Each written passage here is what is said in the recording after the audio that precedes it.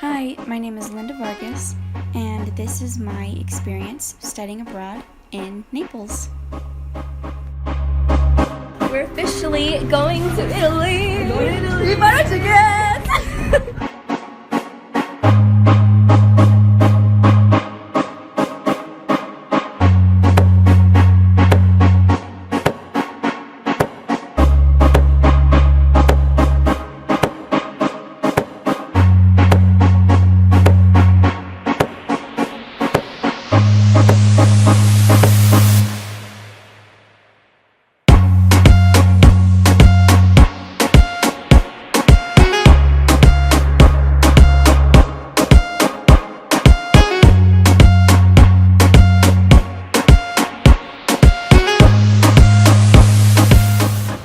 We're officially in Italy! Just got off the airplane. So as you saw, my friend Lucille and I did make it to Naples, Italy, and we volunteered with IVHQ for 2 weeks teaching English to children.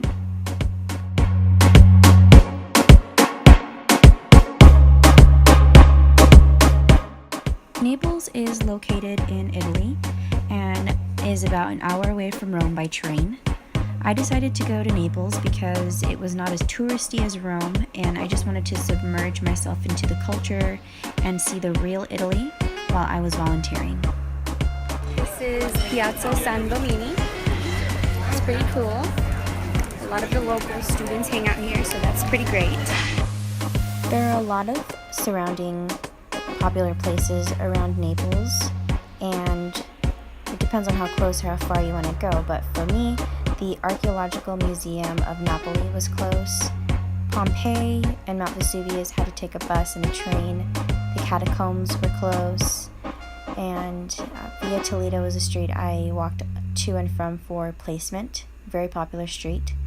But overall, Naples is a beautiful city, and I loved everything about it, and I was so happy to volunteer there. I fell in love with the food and with the culture. I made new friends. I fell in love with the people, and I fell in love with the language. I just learned that these red peppers are super popular here, and they're called cornichero. This is Spacca Napoli. Splits Naples in half. Each day to go and volunteer, I would walk from our placement and then back to the apartment where all the other volunteers stayed. We went to a day school at a place called Focus, and I knew that I would enjoy working there because I love working with kids. The only thing was that I didn't know how it was going to go once I officially started and got there because I didn't know Italian.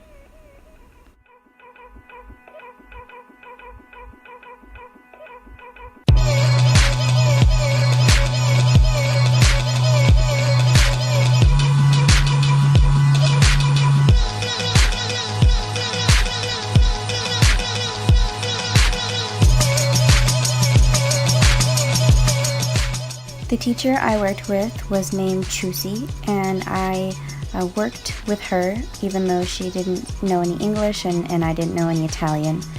There was sometimes a bit of miscommunication, but I used clues to let her know what I wanted or what she wanted so we could work with the kids with facial expressions, tones, try to understand. Because Spanish is so similar to Italian, I was able to get by a little bit easier. The children were on summer break, and I was told that during the school year they're forced to sit down for long hours on hours without any breaks, without playtime, so this was their time to have fun, but also for us as volunteers to go in and help in any way possible while exposing them to English words. Blair, myself, and Lucille had our own classrooms, so we had different age groups, but this one was mine. And no matter the age, we just showed them numbers, colors, taught them easy words like bathroom and eat.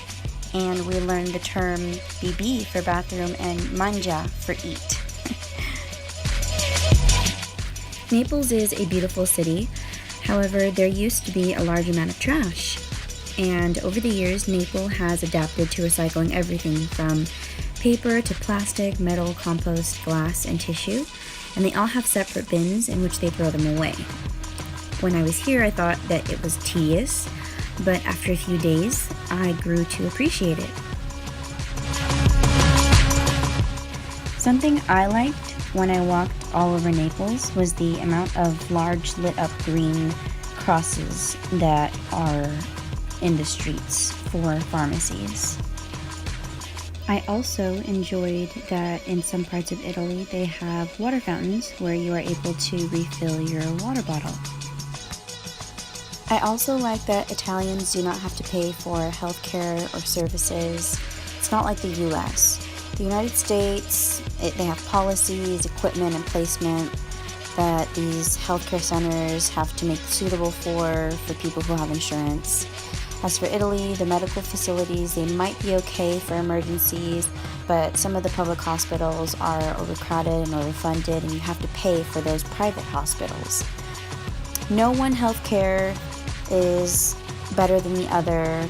We all have things to improve in each of our own systems, but I believe that if the world had great healthcare and it didn't depend on your income or your wealth, the facility being private or public or where you lived in the world, then everybody would be able to address other things and just have to deal with other things of importance rather than deal with health policies or whether or not a person has access to certain things.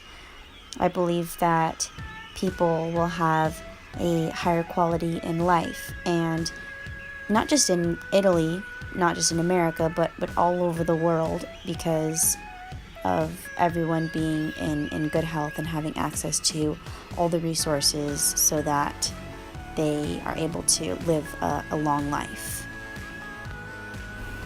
During my stay at Naples, Mount Vesuvius did catch fire.